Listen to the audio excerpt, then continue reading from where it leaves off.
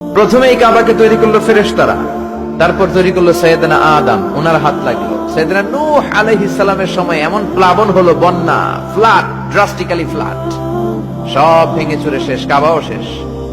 নূহ আলাইহিস সালাম নেমে আবার বানালেন, এরপর বানালেন ইব্রাহিম আলাইহিস সালাম। পড়েন সুবহানাল্লাহ। আল্লাহ একটা ফ্রেম দিলেন, ইব্রাহিম এতটুকু উঁচু করবা আমার ঘরটাকে, এতটুকু প্রশস্ত করবা, এতটুকু লম্বা করবা। কিন্তু উনি তো এত লম্বা না, এত লম্বা করবে কেমনে? নাগাল পায় না, বানানোর পরে দাঁড়িয়ে আছে, আর উপরের দিকে উঠতে পারে না। আল্লাহ বললেন, don't worry about it, I am sending a beautiful stone from paradise. আমি জান্নাত থেকে একটা স্পেশাল পাথর পাঠিয়ে দিচ্ছি ইব্রাহিম, ওইটার উপরে দাঁড়াও, উপরে উঠতে মন চাইলে উঠে যাবে, নিচে নামতে মন চাইলে নেমে যাবে। মাকাম ইব্রাহিম, জান্নাত থেকে আসা ওই পাথর কাবা ঘরের পাশে আজও আছে না নাই?